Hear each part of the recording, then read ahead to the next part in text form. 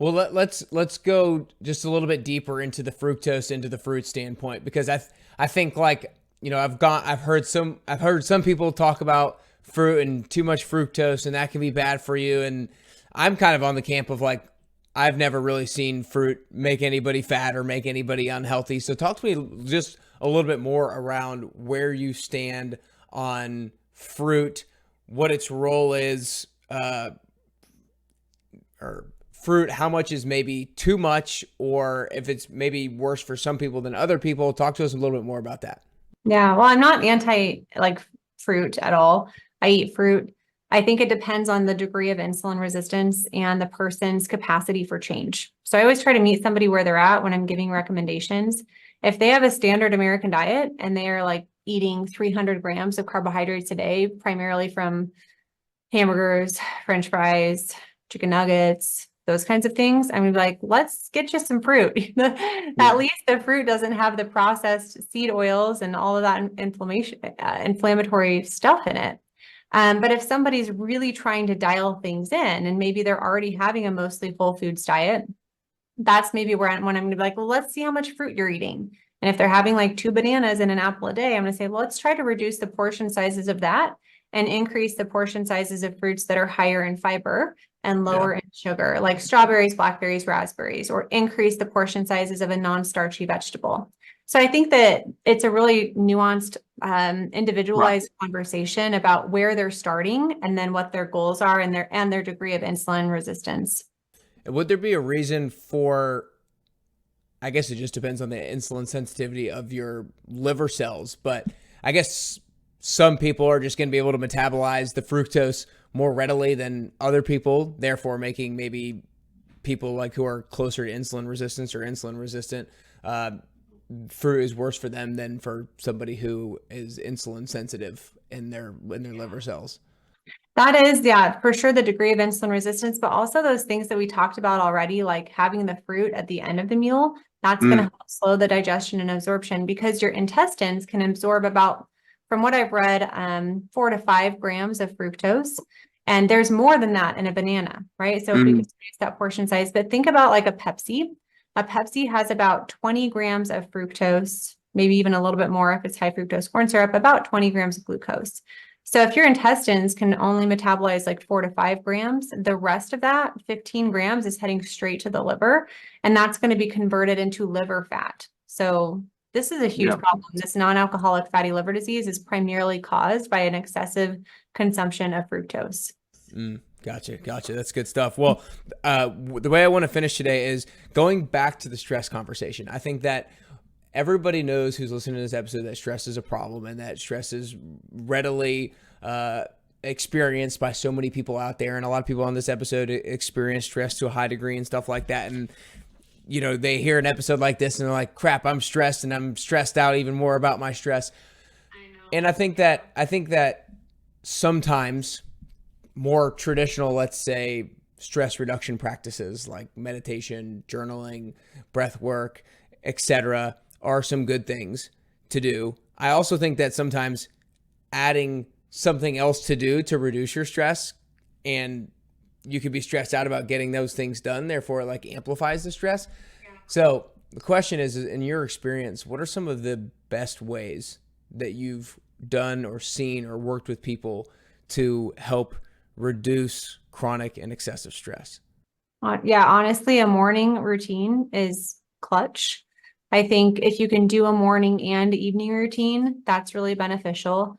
But the morning routine that I suggest is creating some sort of like wellness vision statement for your life. I call it a personal faith formula. And that has, how do you want to show up in the day? What's your like, who are you? So mine is a lot like I expand in abundance, love, and success every day. Um, I am a patient, calm, intentional, and present mom, loving and supportive wife, and successful business owner. All these things, like all these positive affirmations that I want to become my reality, I am telling myself, I am feeding my brain Mm. positivity and intention first thing in the morning. I'm not looking at my phone, I'm not watching the news, and I practice gratitude. So the higher vibrational state we can get, the better our mood will be, the lower our stress will be. And practicing gratitude is one of the simplest ways to really raise those vibrations of thought and get you out of that stressed out thought loop. And this is hard for people. Like, it is a practice to practice gratitude, and it will get easier, but gratitude. And then I think recognizing your wins for the day. So you asked me before we started recording, like, what's something that made you happy today? Like, just thinking about that kind of stuff is important to help reduce your stress.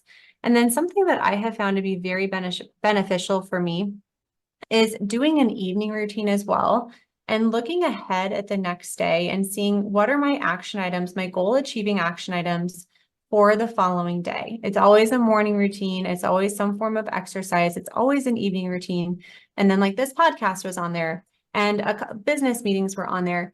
And then I think about, okay, does someone have a birthday tomorrow that I need to remember to call them? Like, I have a good calendar system. And so I think that sometimes I want to follow up on this. By the way, I have another really important thing to say. But when you plan your day the night before, you wake up with intention and a plan, and you're not just like laying in bed because you have nothing to do and nothing to get up for. But it also really reduces your errors and your chances of missing something, which causes more stress. So I think that's one thing that people can implement, is a morning routine to raise their mental vibrations, to practice gratitude, to recognize their own wins, and an evening routine to plan their next day so that they have a clear instruction set for themselves to follow.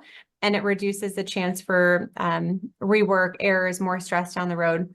But I'll tell you, another thing that has really helped with my stress is being a minimalist. Like, I don't think people talk about this enough, man. I think that I probably have like less than 30 shirts in my like nice shirts.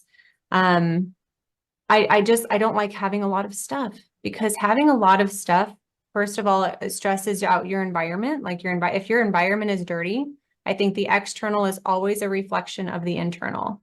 So whenever my home gets messy or my car gets messy, I know I'm kind of messy inside and I need to fix that. But go through your closet. Like, this is so simple. Go through your closet and throw away anything that you haven't worn in 6 months or anything that doesn't bring you joy. Go through your house and figure out, do I like that, or am I just keeping that because grandma gave that to me and she's dead now? She's not even gonna know if I throw it away. So I think I've coached people before where they're like, I don't want to cook at home because my home is a mess. My kitchen is a mess, and I'm just going to add to that mess by cooking. So they just eat out all the time. So I think that thinking about how can we minimize our stuff? How can we minimize our schedule? How can we block our time so that we are incorporating joyful activities and rest into our day is important. And if you haven't done this yet, I highly suggest that you think about and actually write down your ideal week, or like an ideal day, but I prefer week. That way you can kind of see your rhythm of life. Write out, what time do you get up? What time do you start work? When are you exercising? When are you doing something fun? When is your family time?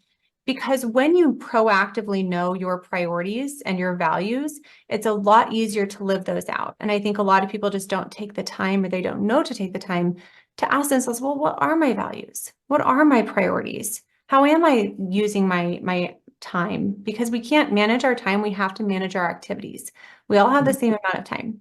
And so when you get very clear about what's important to you, then you can say confidently yes or no to an opportunity. Like, I said no to a speaking opportunity recently because it's on the weekends. And I replied back, I said, I prioritize time with my family on the weekends. If this opportunity comes up during a work week, let me know. But I think that people are saying yes to so many things that they don't want to say yes to because they're just like their default. So I personally believe that no should be the default, because every time you say yes to something, you're saying no to someone else or something else, and usually it's yourself. So getting very clear about how we manage our activities and intentionality behind those activities, that is going to massively reduce somebody's stress. You guys need to rewind about the last 7 or 8 minutes, because that was an amazing way to finish the episode, and I'm super glad that we ended up going there. That was absolutely amazing. You guys need to go follow Dr. Morgan Nolte on Instagram at Dr. Morgan Nolte. You can go to her website at www.zivly.com. She also has a great YouTube page that will have all that stuff linked up in the show notes. But is there another good place where people should go learn more about you and follow you?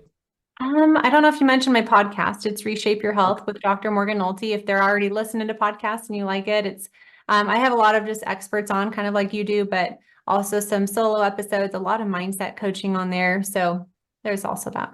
Beautiful. Reshape Your Health. Nice. Awesome.